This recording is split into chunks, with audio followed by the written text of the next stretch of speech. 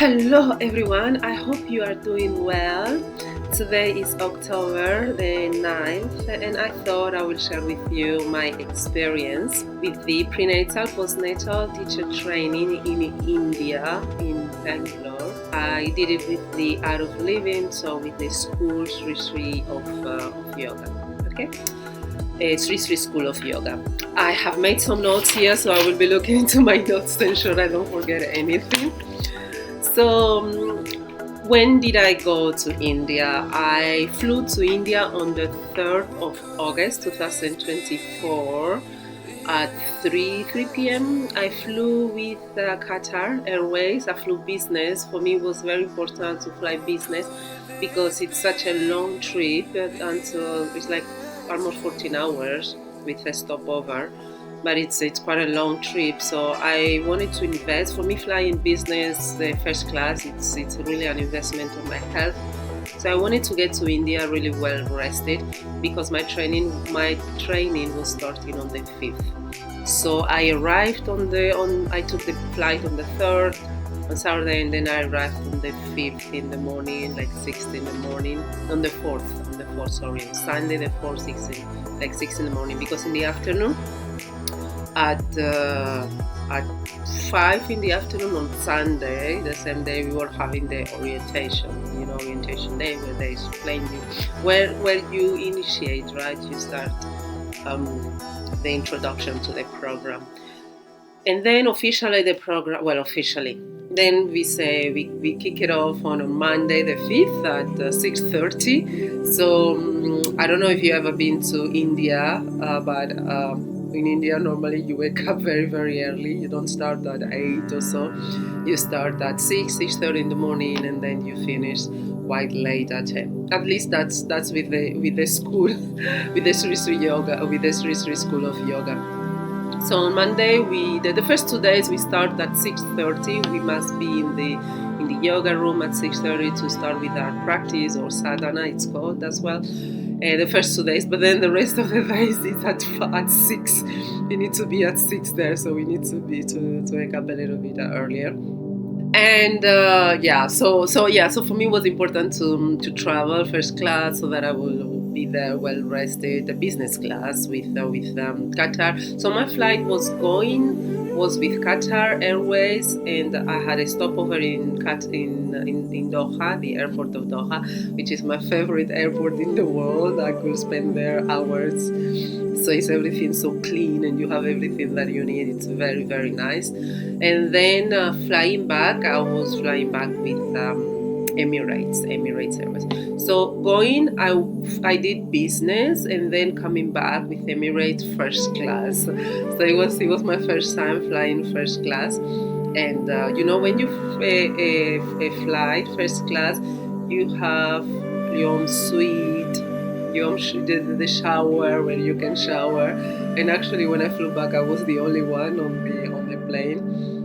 So they gave me a box of chocolate. They have that opened because they were not people to give it to, so they just gave it to me. Hello. Yeah, so going to India, I arrived in Bangalore Sunday morning. Then in the afternoon, the orientation is just amazing. I just love how Indians, I think Asian altogether, everything with how they do like ceremonies, it's a training, but they incorporate the ritual on it because it has a start date, it has a finish date, it's a cycle. You're gonna go through a process. So they really do that very well. The orientation day on Sunday, it was amazing. They just explain us what the type of training we were going to do, and then we had we had our teachers, and we had like some leaders from the school doing the whole orientation session, and they did, we chant. It's so beautiful. I'm just getting goosebumps. I just so emotional. It's so beautiful because it's just it's amazing how they do it. They just take care of you, not just physically but as a soul, so that you are well equipped during the next days and for the rest of your life, really. So we chant, some thankful, some grateful chants, the thankful chants and opening chants, to start the program, and then after chanting and everything, we went to our rooms. We slept in our rooms, and then the next day we started in the morning at 6:30. Talking about the rooms, you have the possibility. Normally, they put you in a shared room. If you don't want a shared room, you can say that you want to share. Normally, they put you like with 3 people in the beds. The rooms are 3 people or two as well.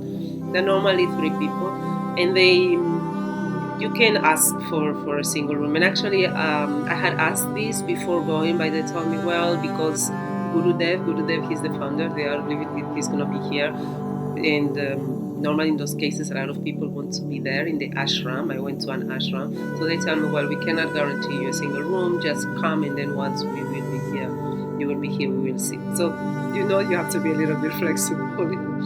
So then when I was there, we looked we looked into getting a single room for me, and then guys, how much I had to pay for the upgrade in a single room with air conditioner.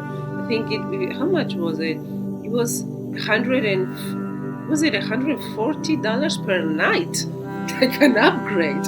Because per night, not like the duration of the program, which were 10 days, No.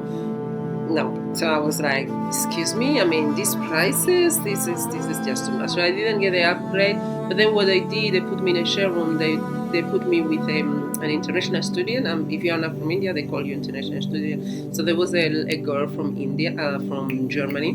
So they put me with her in a room, and then they told me, we will just put you with her and with no one else. So we were the two of us in the room, and actually went quite well. Normally, I don't know when was the last time that I shared accommodation. Normally, I don't do that. I don't like it. I prefer to have my own space to ensure, that no one snores. It's because I'm a very light sleeper. So if someone snores, then I cannot sleep. And by the way, this lady didn't snore, but I also had my earplugs. So I just preferred, also because you don't know about hygiene, people's hygiene, and so I just preferred to have my own space. But this time I was not willing to pay that amount of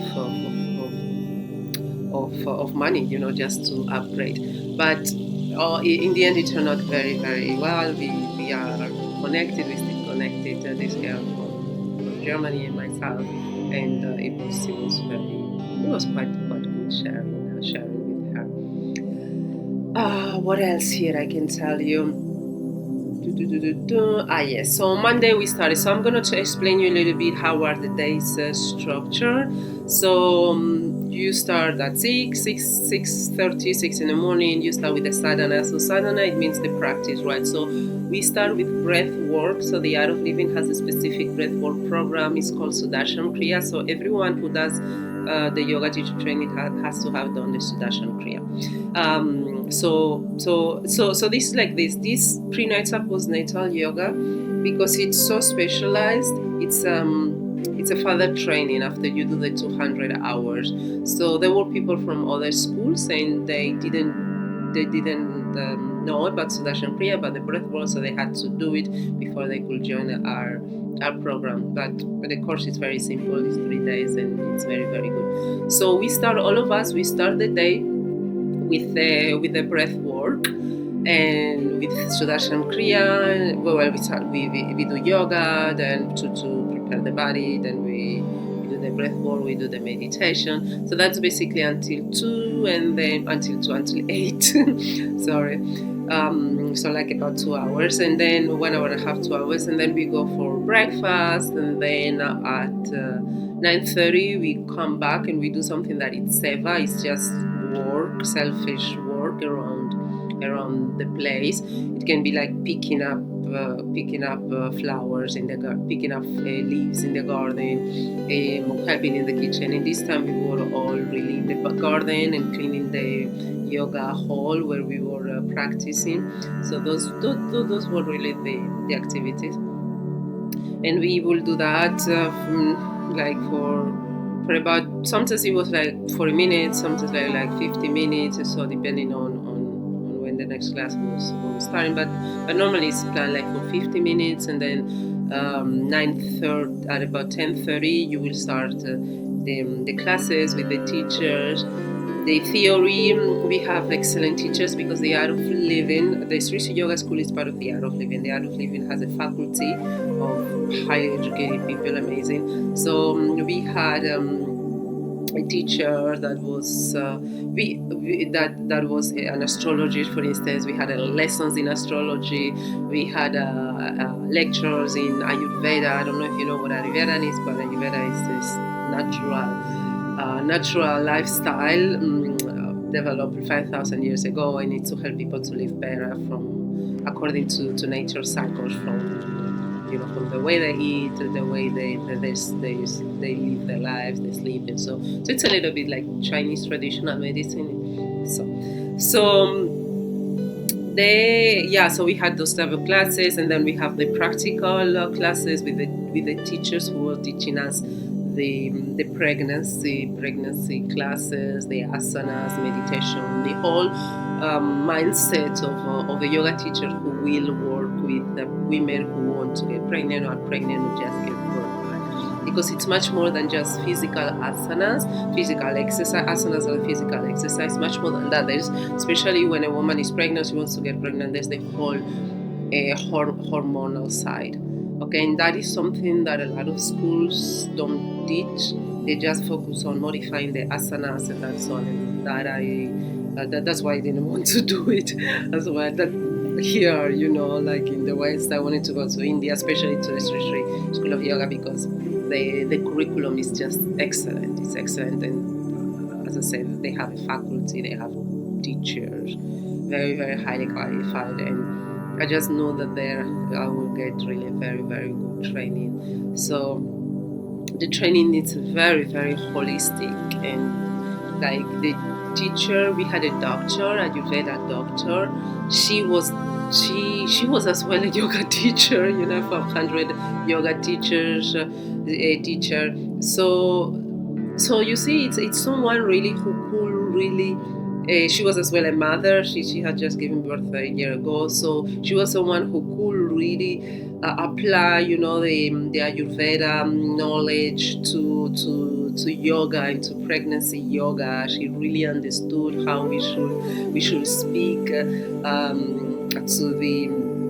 to our clients as the yoga teachers, where were our limitations, where our work as yoga teachers is, and where the work of a doctor is, because we are not doctors, right? So because she was both a doctor and a Ayurveda teacher, she could just really understand, very, very well what to communicate to us, what was important. She was as well a professor. Well, she is a professor, a lecturer professor. So the way she was giving the lectures, it was just so captivating. Her voice was amazing. You could listen to her for hours. Her knowledge, her wisdom is just amazing. The art of and the same with the astrologists as well. The astrologist, he had studied an MBA. He was in the business world before, and then he changed, and he became a full-time Art of Living professional teaching astrology. You see, guys, this is something that I love about India, and I think about Asia, the West. For them, it's very common, to find someone who is in the business world or has experience in the business world, and who is at the same time someone who is spiritual and interested in mysticism. In the West, like in Japan, you know that a lot of business people, they consult astrologists before they make an important decision. So I wish, I desire that we in the West, that we normalize much more, mysticism, astrology or tarot reading with the business world, and that you don't have to do one or the other, and you don't have to be cuckoo, to be a tarot reader, to be an astrologist or things like that, So in India, it's like that. It's just amazing. I had a colleague. She has won a prize as one of the most influential businesswoman in India. She amazing, bright lady, and she was as well kind-hearted, and she was out of living teacher teaching them the breath work out of living course, teaching. She was as well a yoga teacher, and now she was doing this prenatal, postnatal, and she has done a 6 month course in astrology, and she was doing as well astrology readings. So it's just fascinating, you know. Why just limit yourself into be one thing when you can be everything, right? And we humans, we have different sides. There are the different sides of us, so it's important to integrate all sides. And in Asia, in India, they do that very, very well. Yeah. So this is how was the day was structured. Yeah, we will have then the 30 the lectures, the practice, and so in prenatal yoga properly, hands-on, and so how we should teach and things like that. And then about 1 we will go for lunch until 2:30, 1:30. So we'll go for lunch at 2:30, and then 2:30 we come back. We will have 1 hour, half an hour of yoga and nidra. And you know, guys, we have done yoga and nidra, especially after having food, waking up if you fall asleep, but standing up after half an hour, it was like, oh. It's like having a siesta and then having to continue working later on. It's a little bit hard. So we had yoga nidra, and then after that we continue as well with the lectures, and we had the opportunity as well to practice in a group and in pairs. Some of the asanas, all of the asanas, all the exercise that the teacher was explaining, then we will practice as a group. And one-on-one in pairs, and it's very, very good. We didn't, I would say, we ourselves, like, we didn't do that much yoga. We just did a little bit in the beginning when we were doing a sadhana, you know, before sitting, doing the breath work and some meditation. But then after that, then during the day, it was really more about learning how to teach, right? And then reproducing the pregnancy exercises, so you know how to teach.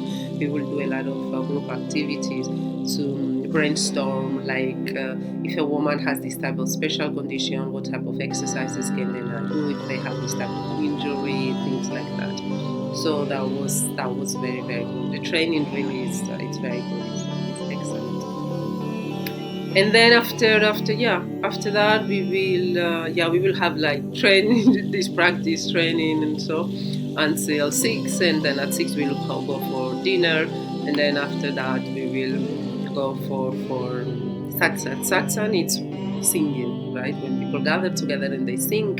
So sometimes it was outside in the ashram, outside with the beautiful gardens. It was all full of people, and then sometimes was inside where there are sometimes meditations and presentations and things like that, right? So very, very beautiful.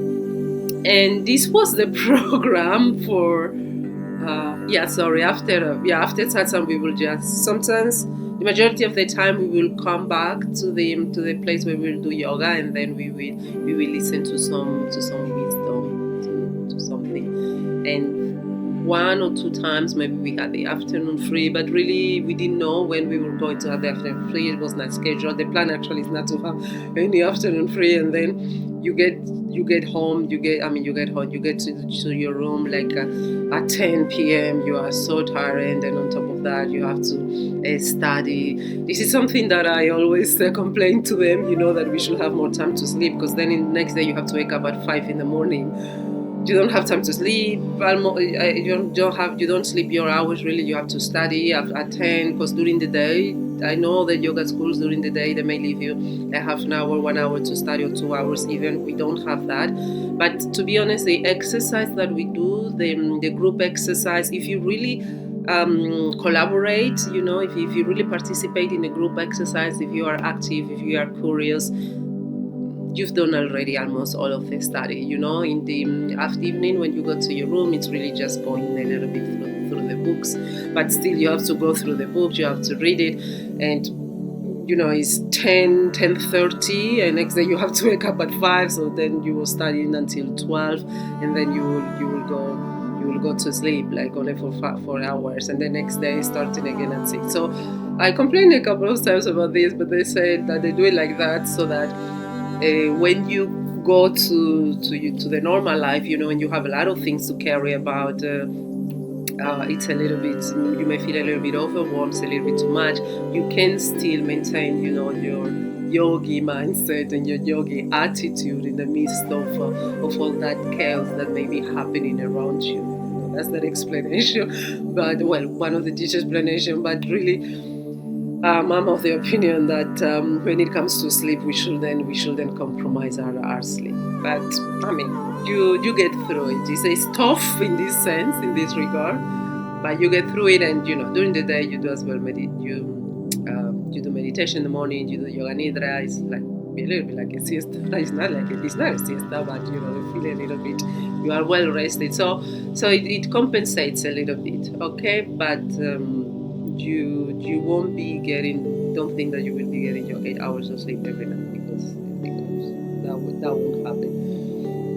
And food. Let me tell you about food. Personally, I don't like it very. It's okay. I mean, think that I'm in a ashram, right? They do food is the biggest ashram in the world. The biggest kitchen. They have the biggest kitchen in the world. So they have a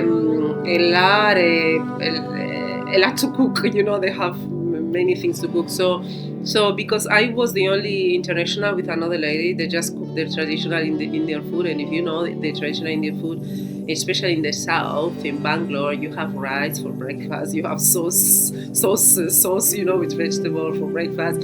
We don't have that. If you are a European, we don't eat like that, for breakfast. So me, I will eat bananas. And I'll have a tea, And sometimes there were pancakes. There were some pancakes that a type of a sort of a pancake. So I will have these pancakes with banana and then the tea. That was okay. And then for lunch it was a lot of rice. There were like 2-3 different types of rice, sauce also. So then I would eat because then it's like normal lunch for me, right, as well.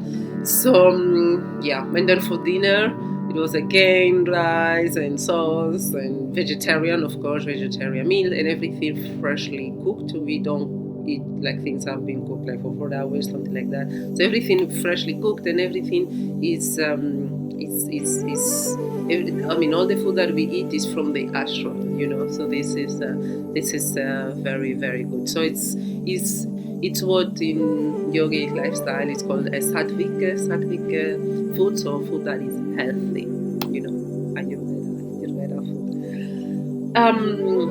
What else? Yeah, for me, because I don't eat that much carbohydrate, don't eat that much rice. Sometimes dinner I just couldn't eat anymore. And since I came back, since March this year, February this year, since I started fasting, I did a fast.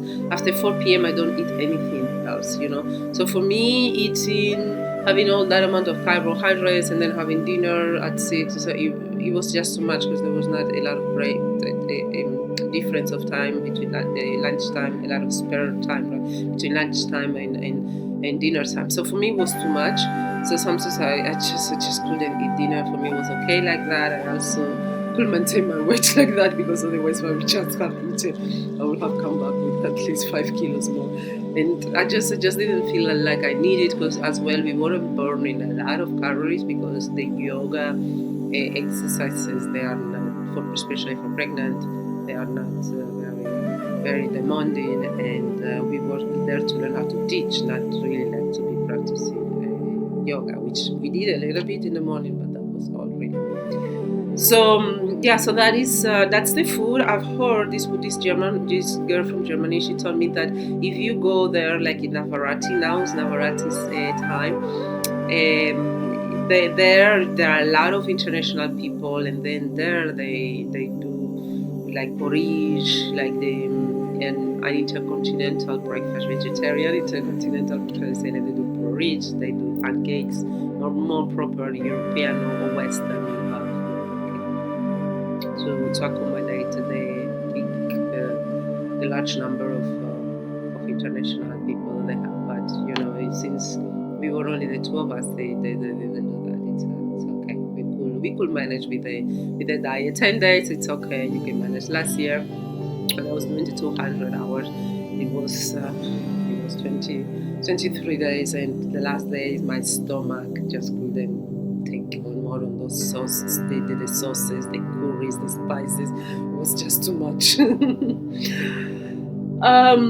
What else can I tell you? If you want to do the yoga teacher training, I can really recommend you the Sri Sri School of Yoga. It was well here in Europe. So if you don't want to go to India because of whatever reason, you can as well do it in Europe, and they have programs as well online. The prenatal yoga, they have as well the kids yoga. Did those ones? I don't think they have it online, but the 200 hours they have it online if that is the option that you can do. Personally, I always recommend to do it outside because I mean a program like that, especially that it's so practical. It's better to do it online, but sometimes there are circumstances that doesn't allow us to do that. So you as well have it online, and of course, I will recommend you to go to India and if you go to India, if you don't go like for instance, if you go to the Sri Sri School of Yoga, all of them they are Indian. You may be the only international, maybe there are like 2-3 more internationals. Normally there's not more. So if you go to India, if you go to any other school, please make sure that you are with Indians. What's the point of going to India and then, what's the point? Well, there's a little bit of point, but not that much. But really, what's the point of going to India and then being surrounded by Western people, by Europeans? It's the beauty is going to India, be with India, so that you can get to know as well the culture, the way they think, the way they are. If you do that, you will grow much more. You will become much richer, in your soul, in your mind. That's why I go there, because my mind just gets stretched in a way that if I will stay here in Europe and do it in the same school, it wouldn't be the same experience. Even if I will go to India and I will do it, and I will be surrounded by international people, So if you really want to get the most out of it, really go to a good traditional Indian school where you also get to spend time with Indians. Okay, if not all Indians, at least the majority, at least 70% or so Indians. Okay. The Indians as well. One of the reasons why I love going to India is because the Indians, their hospitality is really amazing. They are very welcoming. They are very warm. They are very curious. They always like to know about people. So about the person, they have a genuine interest in getting to know the person, their interests, and it's just nice to as well see them, their different personalities, the way they are. I mean, they're just human like all of us, but I don't know, just to hear their different stories. It's just very, very interesting, very fascinating. They enrich my life very much. I just love them. So I just love going there. Yeah, when it comes to hygiene. The ashram, it's quite clean, to be honest, but all together, India, when it comes to hygiene, you have to be a little bit flexible there. There's still a long way to go when it comes to the hygiene in India. That's to be said, but you can survive and you can be healthy and clean, but just know that there are some things that it won't be as you are used to at home. What else? When I came back from the closing. So my training started officially on the 5th, and then on the 14th was the last day. We had the graduation, and on the 13th was the exam. So you have an exam, you have a practical exam that you do on your phone, on the platform of the Sri Sri School of Yoga. It's like they ask you, I think, like 50 questions, and out of those 50, you had to have at least 35 right. So I mean, it's tough. Then you have a practical exam after the theoretical exam, and it's very demanding. But I mean, they really push you to work hard. So I can really recommend it because after when you leave, you are really confident. You know that you have a very very good education and you know a lot and you have very very good basis to teach people and to continue growing and learning more. And on the third and the 14th, we had the graduation. Graduation was amazing, beautiful. Everyone dressed there with their saris. I wanted to wear a sari, but I didn't find anything suitable for me. So in the end, I just wore one dress that I had already from here, from Switzerland. I had bought it here, a blue one. And actually, I wore it one day before, a couple of days before, and people were asking me, "Oh, Nadia, that is so nice. Is that from here? Where did you get it?" So very very nice. And we did a closing ceremony. As I said, Indians and I think Asians, ceremonies, they take that very seriously. So we did a closing ceremony, and it was similar to the opening ceremony with these teachers, with the leaders, and it was just so beautiful. And I remember we were all sitting in the meditation room. I'm in the yoga room. All my colleagues, we were all sitting. We were doing Nadi Sadhana, pranayamas, calming our minds, and then suddenly we open our eyes. The teachers, they tell us to open our eyes, and the other leaders, of the school, they were there already. It was like, wow. I know they just do it so well.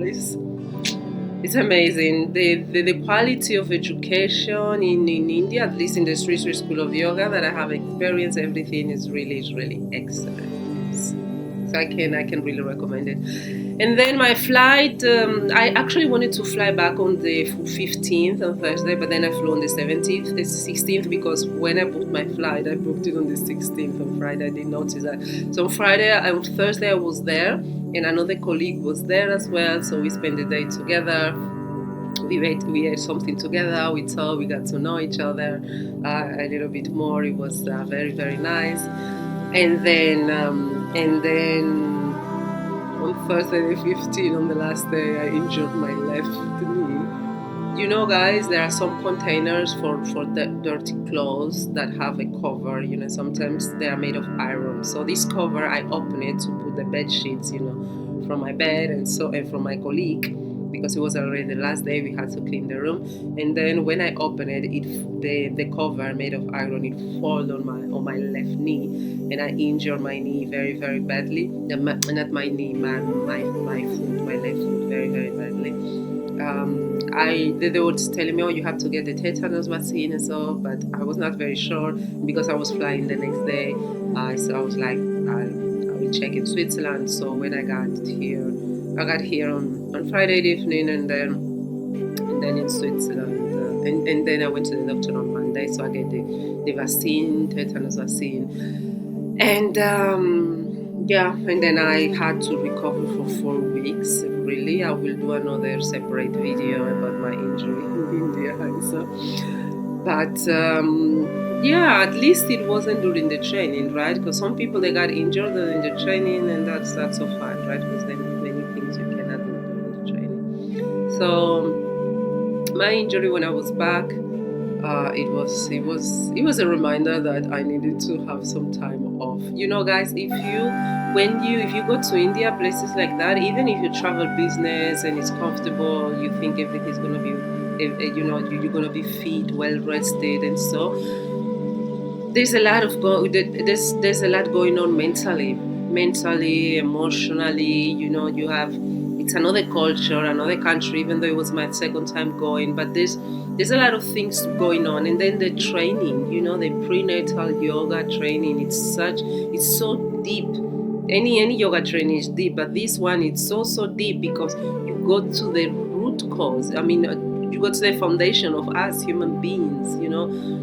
So when I came back, I noticed, physically I was like, oh wow, I'm so fit. I didn't feel like I really went away. I'm so far away, and so. But then as days go back, go by, then you notice like, there's something, I'm not completely here, So if you go to India, you do a trip like this, you go to yoga training. When you come back, at least take a week off. Have a week off from work, at least, if not more. If not 2 weeks ideally, but have a week off. Just to settle your mind. Just to be by yourself, to journal about the trip. How was it? Your experience, to reflect. Don't just have the weekend or to rest and then on Monday go to work and go more. I really wouldn't recommend that you do that, because your body will in the end, your body will say no. I really need a rest. In my case, it was with my accident on the left foot. Yeah, and then when I flew back, as I said, I flew with Emirates. Amazing. I had the whole first class cabinet for me. My flight altogether was about 8,500, and it was, I think it was very, very good. I flew with the two best companies in the world to fly business, first level. It's amazing. It's a lot of money, I can understand, right, for a flight. But if you think how far away is India, and then it was going and coming back, and you have access to the lounges. By the way, the Dubai lounge, the Doha lounge, the business class lounge, the best. I just love it. The Emirates one in Dubai, it's good, but Doha is just the best. The food was amazing. You could order a la carte, menu. You have buffet, and then you could order the desserts. It was like that's when I was there, I filmed a story on my Instagram, and I was like, guys, these guys here from Doha, from Qatar, these guys know really what first class is. I mean, everything, the hygiene, what business class is, the hygiene in the business lounge. They had showers. I could shower. I made myself fresh. Everything was very, very clean. Like I like it. And then, of course, you get to India. The airport is nice in India. It's completely renovated. It's very, very nice in Bengaluru. But but then you go to the ashram. It's a change, but it's good. It's a good reminder, to not take things for granted. Many times we take so many things for granted. The comfort that we have and everything, and it's good to remind ourselves. Like, don't take anything for granted. So it's a good experience. It's a good experience. I can definitely recommend it to everyone. If you have any questions about anything that I have said in this video or that I didn't say, you can just write it in the comments below, and I will be more than happy. I'll be more than happy to help you. Okay. See you on the next video. Bye.